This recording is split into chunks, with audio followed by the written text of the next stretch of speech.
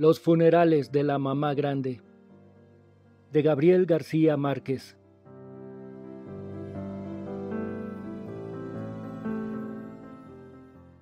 Esta es, incrédulos del mundo entero, la verídica historia de la mamá grande, soberana absoluta del reino de Macondo, que vivió en función de dominio durante 92 años y murió en olor de santidad un martes del septiembre pasado, y a cuyos funerales vino el sumo pontífice.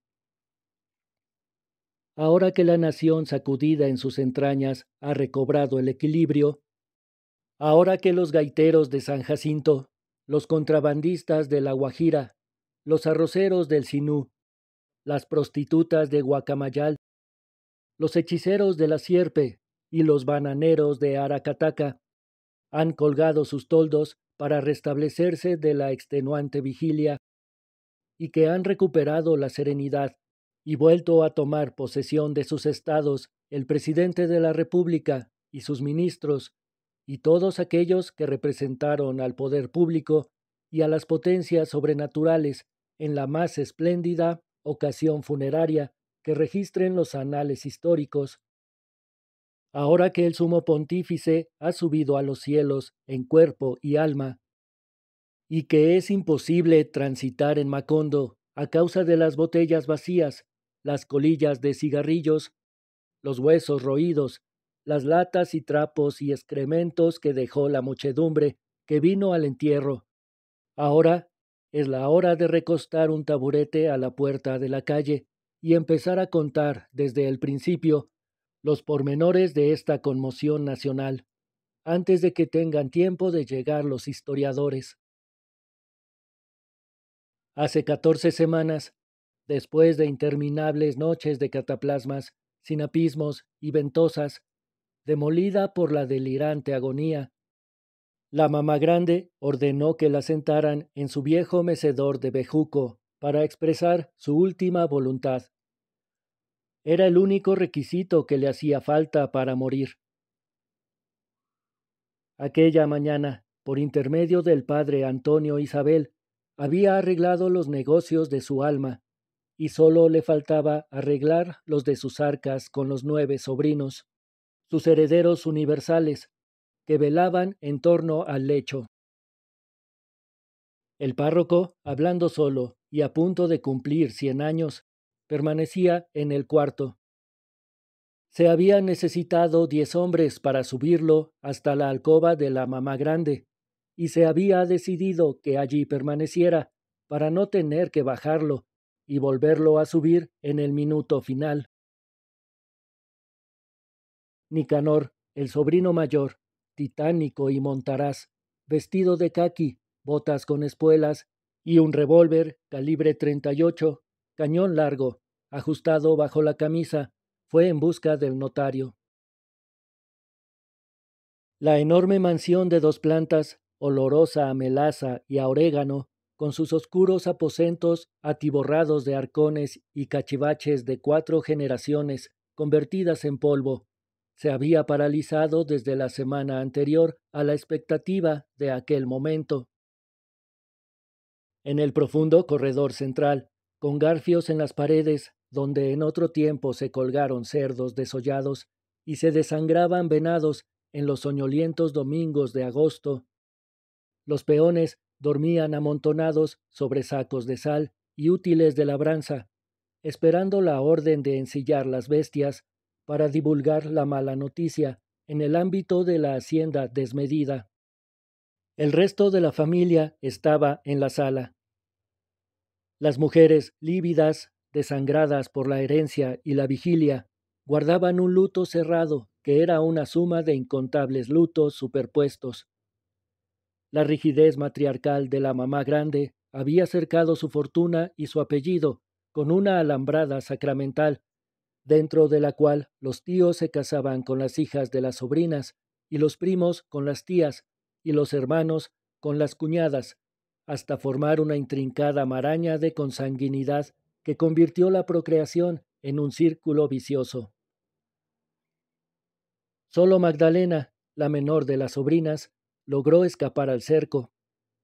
aterrorizada por las alucinaciones, se hizo exorcizar por el padre Antonio Isabel, se rapó la cabeza y renunció a las glorias y vanidades del mundo en el noviciado de la prefectura apostólica.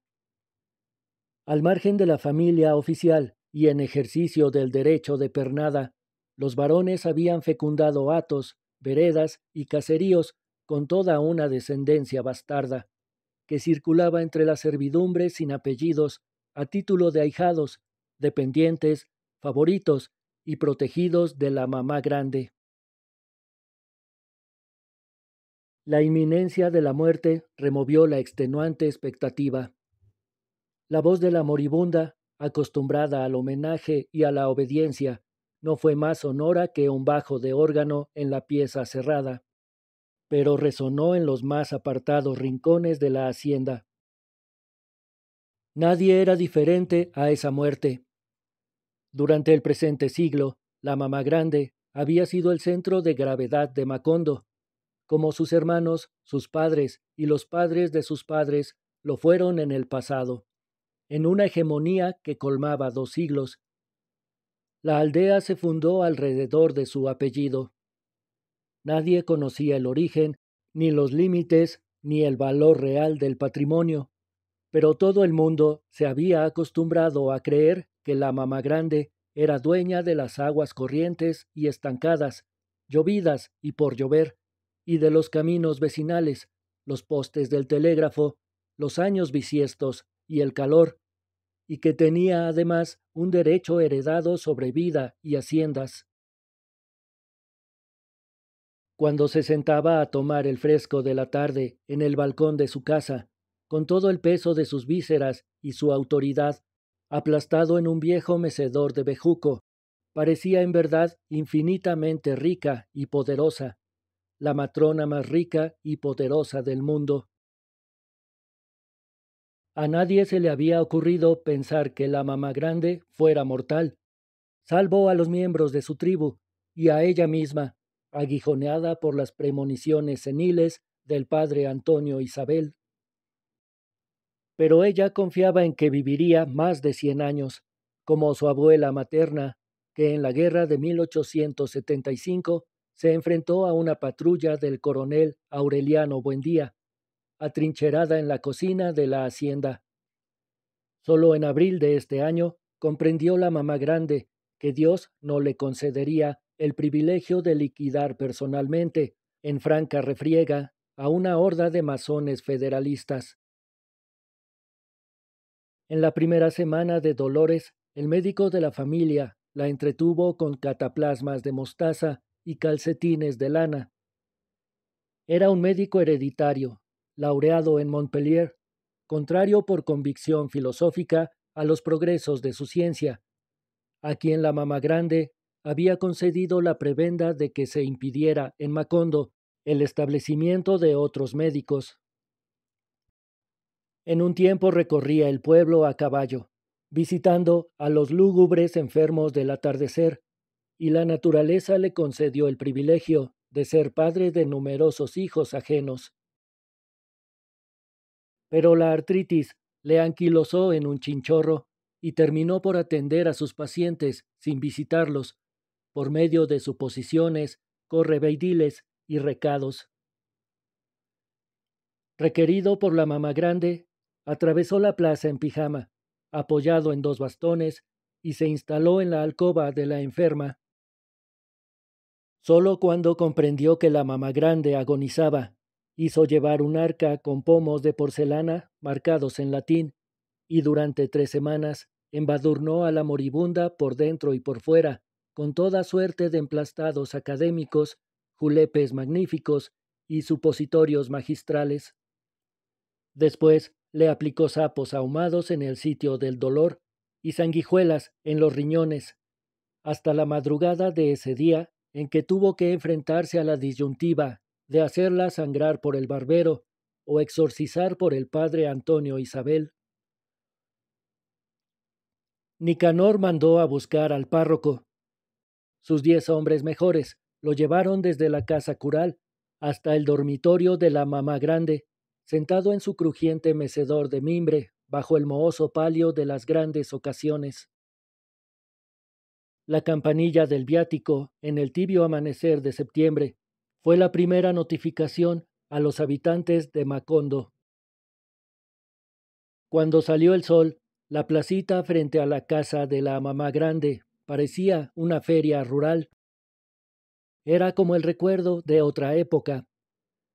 Hasta cuando cumplió los 70, la mamá grande celebró su cumpleaños con las ferias más prolongadas y tumultuosas de que se tenga memoria.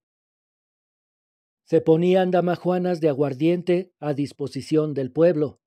Se sacrificaban reses en la plaza pública y una banda de músicos instalada sobre una mesa tocaba sin tregua durante 3 días.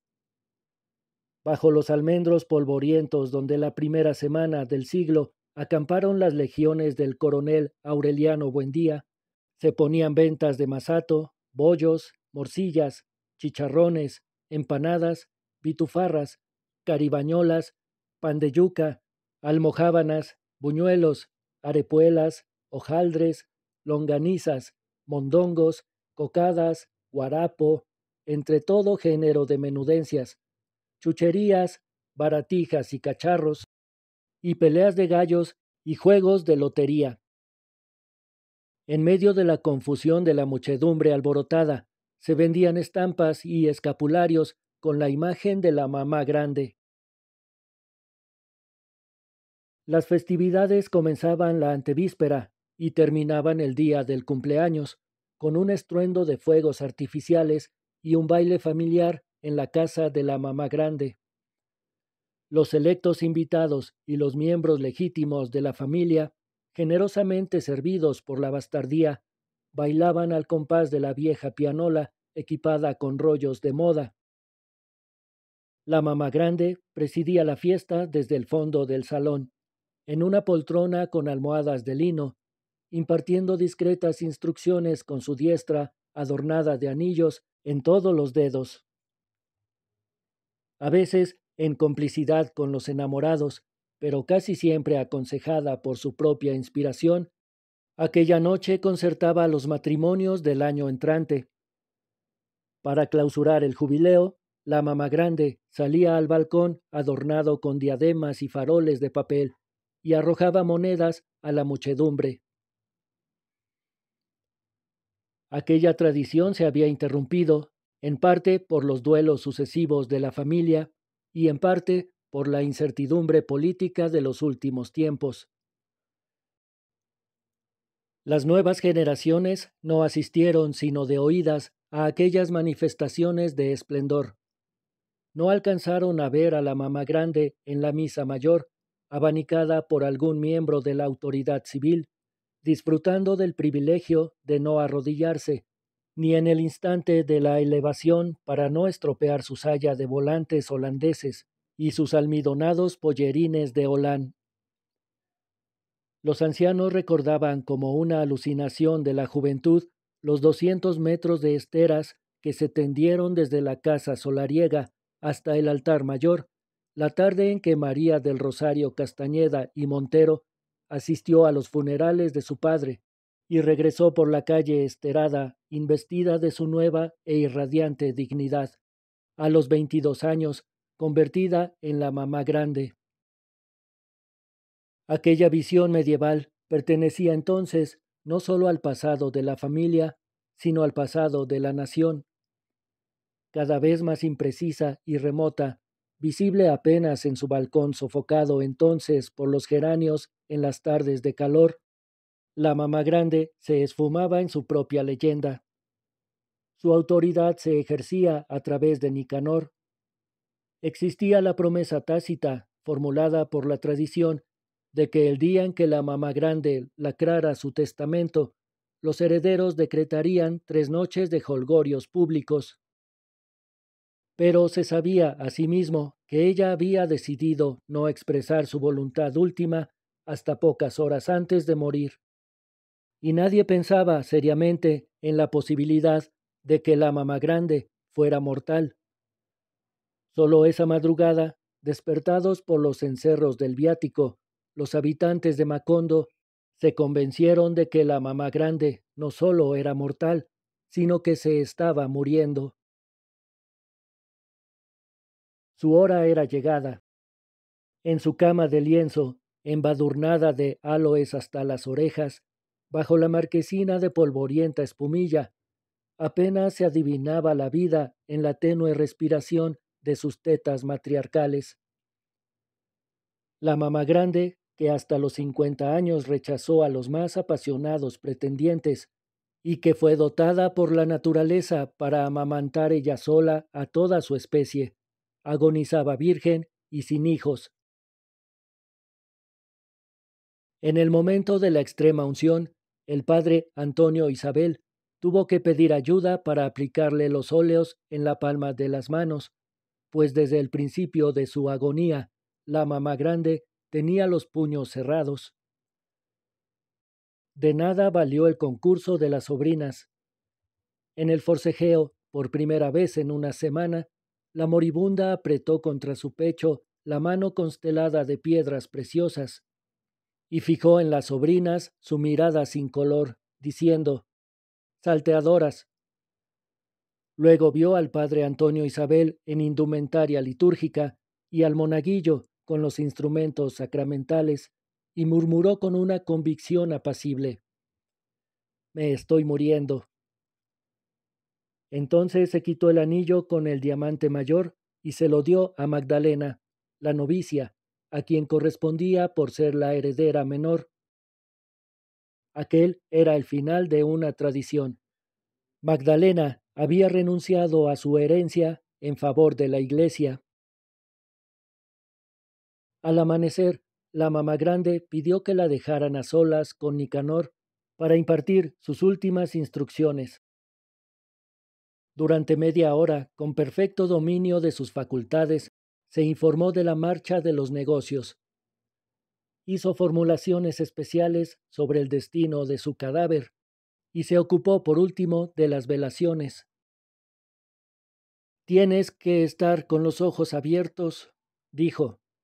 Guarda bajo llave todas las cosas de valor, pues mucha gente no viene a los velorios sino a robar. Un momento después, a solas con el párroco, hizo una confesión dispendiosa, sincera y detallada, y comulgó más tarde en presencia de los sobrinos. Entonces fue cuando pidió que la sentaran en el mecedor de bejuco para expresar su última voluntad. Nicanor había preparado, en 24 folios escritos con letra muy clara, una escrupulosa relación de sus bienes. Respirando apaciblemente, con el médico y el padre Antonio Isabel por testigos, la mamá grande dictó al notario la lista de sus propiedades, fuente suprema y única de su grandeza y autoridad. Reducido a sus proporciones reales, el patrimonio físico se reducía a 3 encomiendas adjudicadas por cédula real durante la colonia y que con el transcurso del tiempo, en virtud de intrincados matrimonios de conveniencia, se habían acumulado bajo el dominio de la mamá grande. En este territorio ocioso, sin límites definidos, que abarcaba 5 municipios, y en el cual no se sembró nunca un solo grano por cuenta de los propietarios, vivían a título de arrendatarias 352 familias. Todos los años, en vísperas de su onomástico, la mamá grande ejercía el único acto de dominio que había impedido el regreso de las tierras al Estado: el cobro de los arrendamientos. Sentada en el corredor interior de su casa, ella recibía personalmente el pago del derecho de habitar en sus tierras, como durante más de un siglo lo recibieron sus antepasados de los antepasados de los arrendatarios. Pasados los 3 días de la recolección, el patio estaba atiborrado de cerdos, pavos y gallinas, y de los diezmos y primicias sobre los frutos de la tierra, que se depositaban allí en calidad de regalo. En realidad, esa era la única cosecha que jamás recogió la familia de un territorio muerto desde sus orígenes. calculado a primera vista en 100.000 hectáreas. Pero las circunstancias históricas habían dispuesto que dentro de esos límites crecieran y prosperaran las 6 poblaciones del distrito de Macondo, incluso la cabecera del municipio, de manera que todo el que habitara una casa no tenía más derecho de propiedad del que le correspondía sobre los materiales, pues la tierra pertenecía a la mamá grande y a ella se pagaba el alquiler, como tenía que pagarlo el gobierno por el uso que los ciudadanos hacían en las calles. En los alrededores de los caseríos merodeaba un número nunca contado y menos atendido de animales cerrados en los cuartos traseros con la forma de un candado. Ese hierro hereditario, que más por el desorden que por la cantidad se había hecho familiar en remotos departamentos donde llegaban en verano, muertas de sed, las reses desperdigadas. Era uno de los más sólidos soportes de la leyenda. Por razones que nadie se había detenido a explicar, las extensas caballerizas de la casa se habían vaciado progresivamente desde la última guerra civil, y en los últimos tiempos se habían instalado en ellas trapiches de caña, corrales de ordeño y una piladora de arroz. Aparte de lo enumerado, se hacía constar en el testamento la existencia de 3 vasijas de morrocotas enterradas en algún lugar de la casa durante la Guerra de Independencia, que no habían sido halladas en periódicas y laboriosas excavaciones.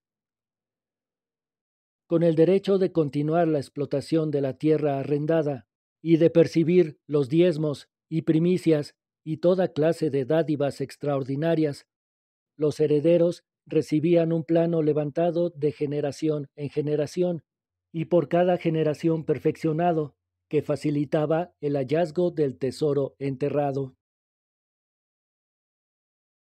La mamá grande necesitó 3 horas para enumerar sus asuntos terrenales.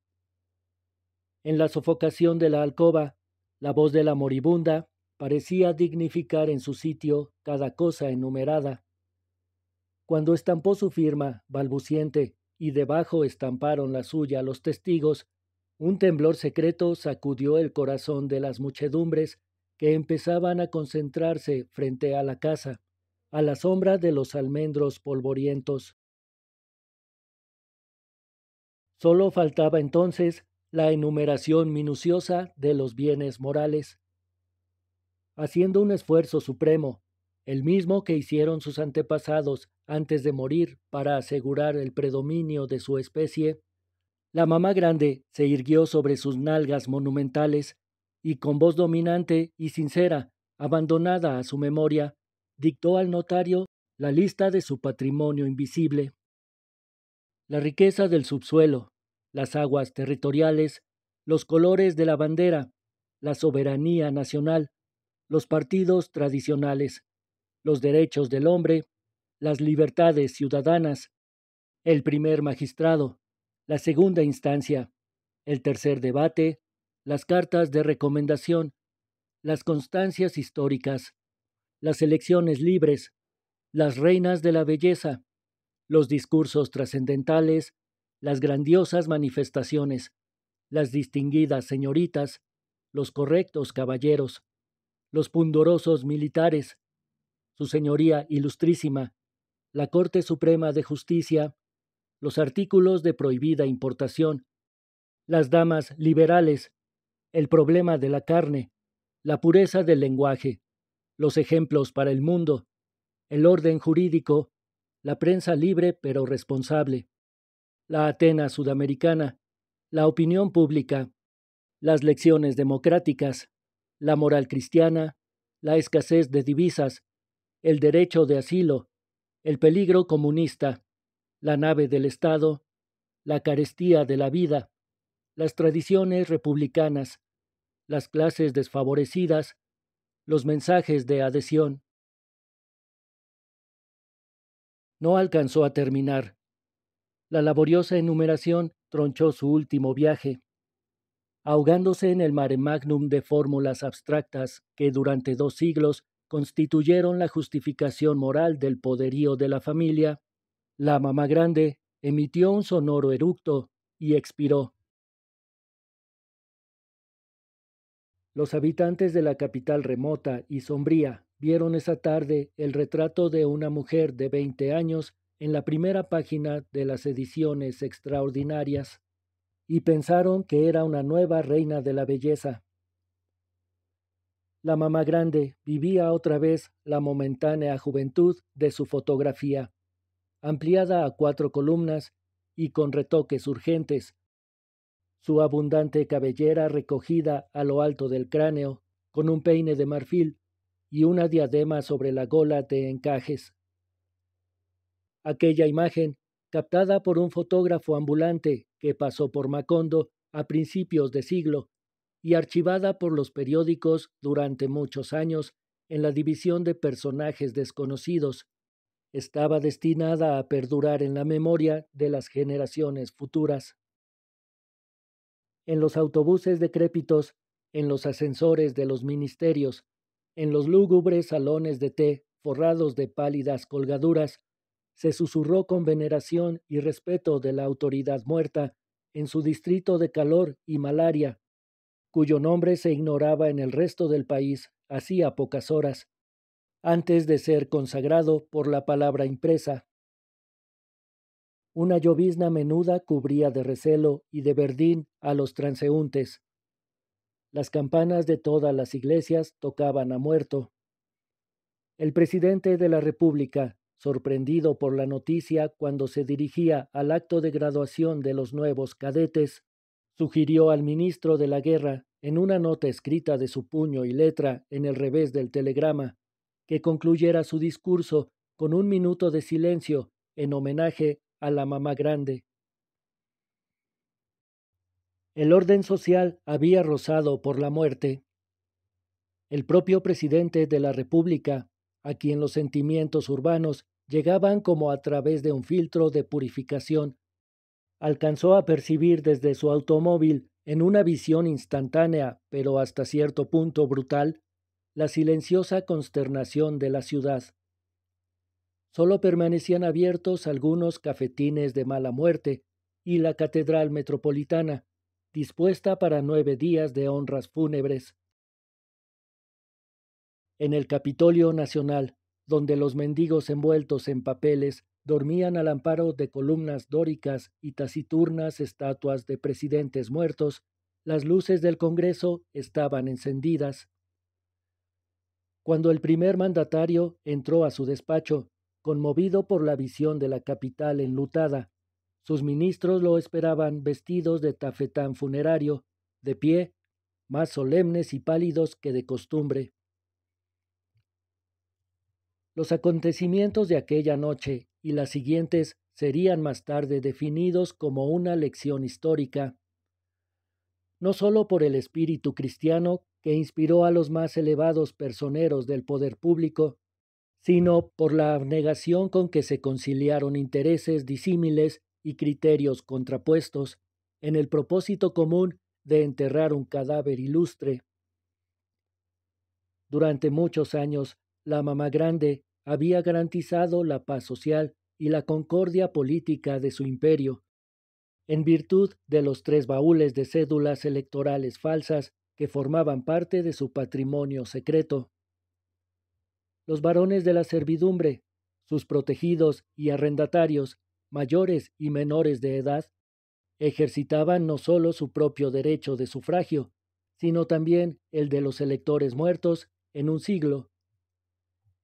Ella era la prioridad del poder tradicional sobre la autoridad transitoria, el predominio de la clase sobre la plebe, la trascendencia de la sabiduría divina sobre la improvisación mortal. En tiempos pacíficos, su voluntad hegemónica acordaba y desacordaba canonjías, prebendas y sinecuras, y velaba por el bienestar de los asociados, así tuviera para lograrlo que recurrir a la trapisonda o al fraude electoral. En tiempos tormentosos, la mamá grande contribuyó en secreto para armar a sus partidarios y socorrió en público a sus víctimas. Aquel celo patriótico la acreditaba para los más altos honores. El presidente de la República no había tenido necesidad de recurrir a sus consejeros para medir el peso de su responsabilidad. Entre la sala de audiencias de Palacio y el patiecito adoquinado que sirvió de cochera a los virreyes, mediaba un jardín interior de cipreses oscuros, donde un fraile portugués se ahorcó por amor en las postrimerías de la colonia. A pesar de su ruidoso apartado de oficiales condecorados, el presidente no podía reprimir un ligero temblor de incertidumbre cuando pasaba por ese lugar después del crepúsculo.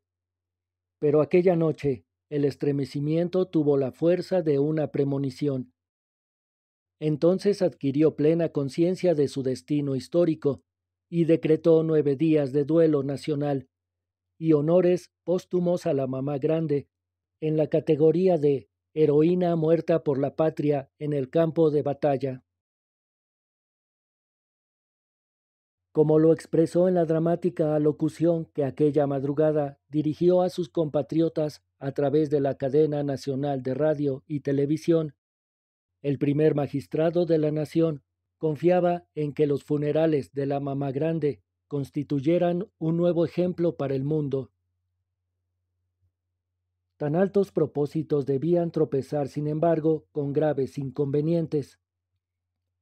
La estructura jurídica del país, construida por remotos ascendientes de la mamá grande, no estaba preparada para acontecimientos como los que empezaban a producirse.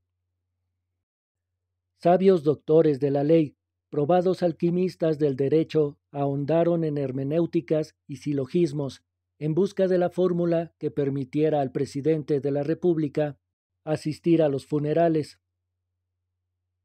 Se vivieron días de sobresalto en las altas esferas de la política, el clero y las finanzas.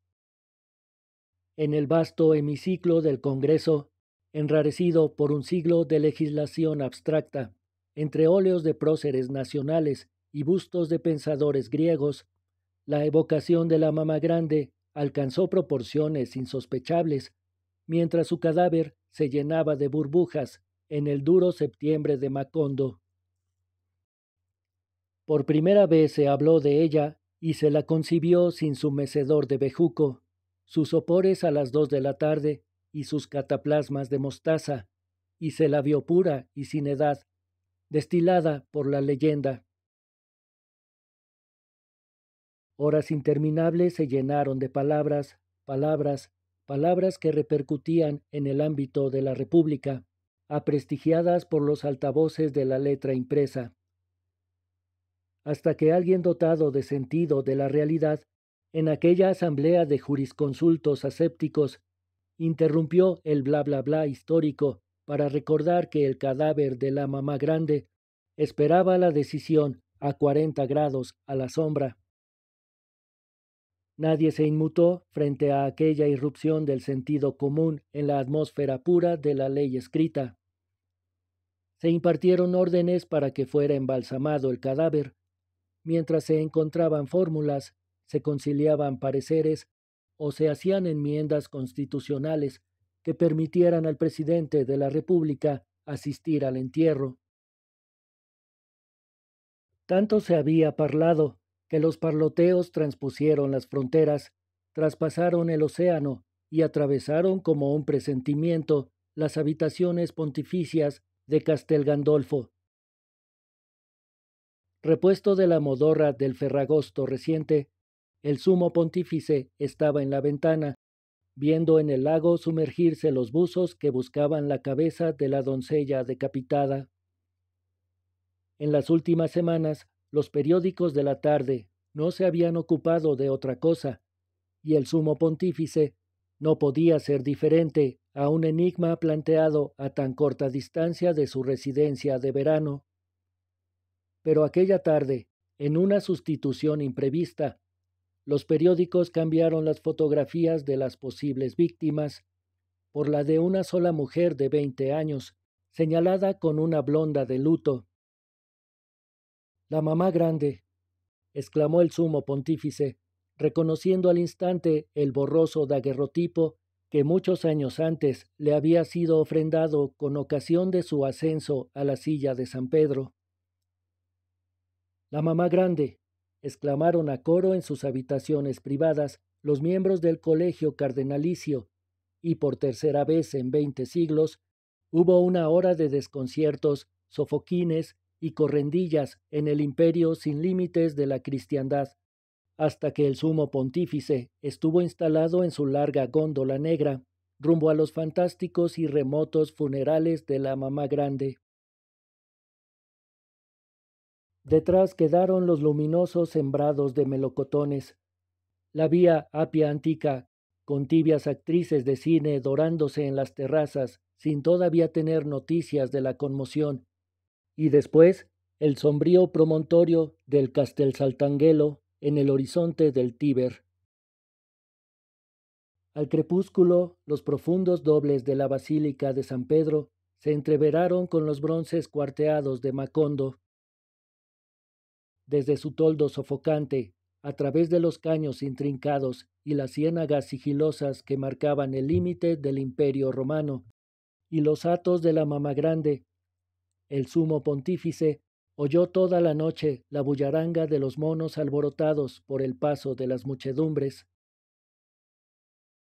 En su itinerario nocturno, la canoa pontificia se había ido llenando de costales de yuca, racimos de plátanos verdes y guacales de gallina, y de hombres y mujeres que abandonaban sus ocupaciones habituales para tentar fortuna con cosas de vender en los funerales de la Mama Grande.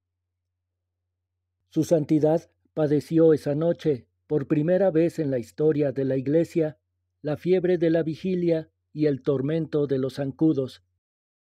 Pero el prodigioso amanecer sobre los dominios de la Gran Vieja, la visión primigenia del reino de la balsamina y de la iguana, borraron de su memoria los padecimientos del viaje y lo compensaron del sacrificio. Nicanor había sido despertado por 3 golpes en la puerta que anunciaban el arribo inminente de su santidad. La muerte había tomado posesión de la casa. Inspirados por sucesivas y apremiantes alocuciones presidenciales, por las febriles controversias de los parlamentarios que habían perdido la voz y continuaban entendiéndose por medio de signos convencionales, hombres y congregaciones de todo el mundo se desentendieron de sus asuntos y colmaron con su presencia los oscuros corredores, los atiborrados pasadizos, las asfixiantes boardas, y quienes llegaron con retardo se treparon y acomodaron del mejor modo en barbacanas, palenques, atalayas, maderámenes y matacanes. En el salón central, momificándose en espera de las grandes decisiones, yacía el cadáver de la mamá grande, bajo un estremecido promontorio de telegramas.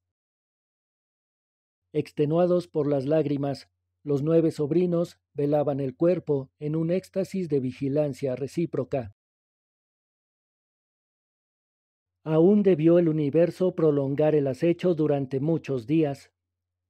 En el salón del Consejo Municipal, acondicionado con 4 taburetes de cuero, una tinaja de agua filtrada y una hamaca de lampazo, el sumo pontífice padeció un insomnio sudoroso, entreteniéndose con la lectura de memoriales y disposiciones administrativas en las dilatadas noches sofocantes. Durante el día repartía caramelos italianos a los niños que se acercaban a verlo por la ventana y almorzaba bajo la pérgola de Astromelías con el padre Antonio Isabel y ocasionalmente con Nicanor.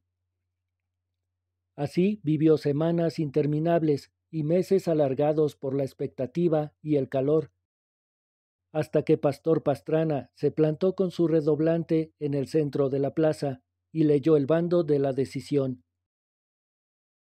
Se declaraba turbado el orden público, Tarrataplán, y el presidente de la República, Tarrataplán, disponían de las facultades extraordinarias, Tarrataplán, que le permitían asistir a los funerales de la mamá grande, tarrataplán, rataplán, plan, plan.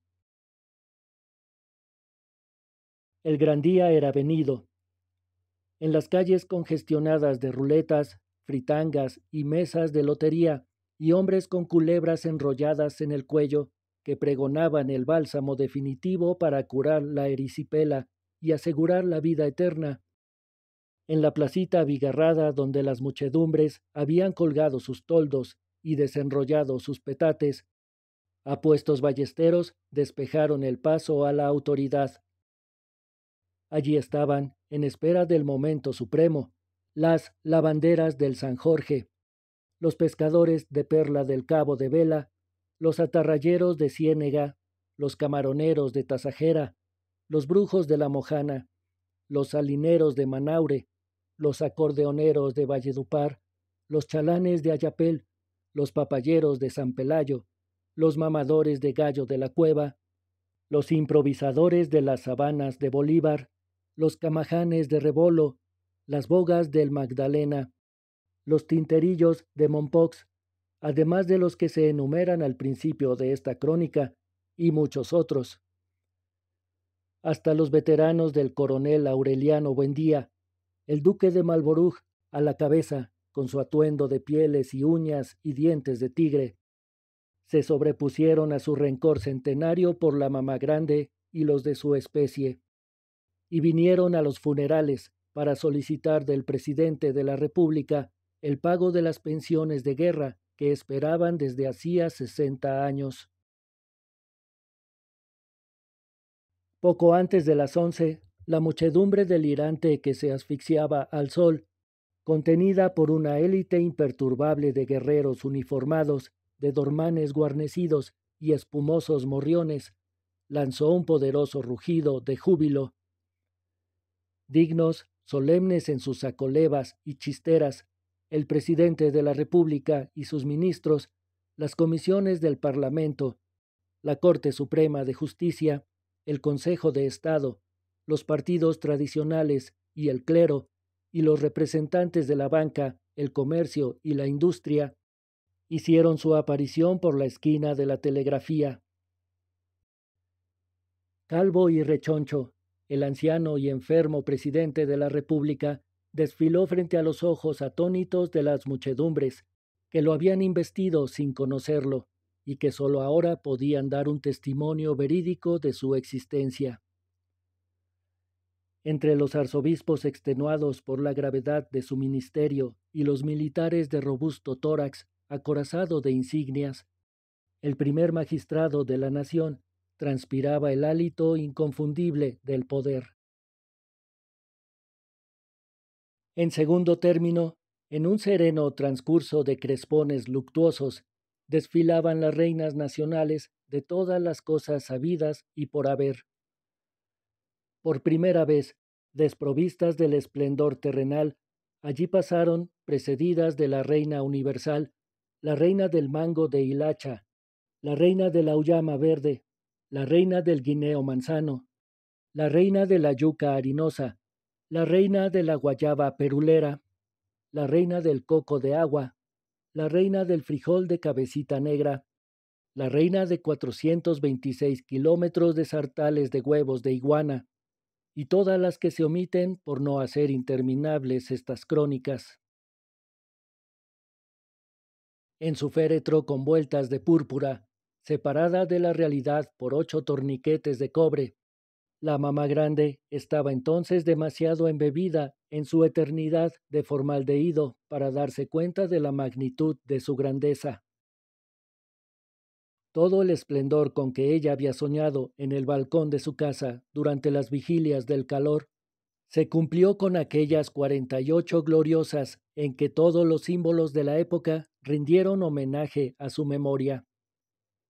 El propio sumo pontífice, a quien ella imaginó en sus delirios, suspendido en una carroza resplandeciente sobre los jardines del Vaticano, se sobrepuso al calor con un abanico de palma trenzada y honró con su dignidad suprema los funerales más grandes del mundo.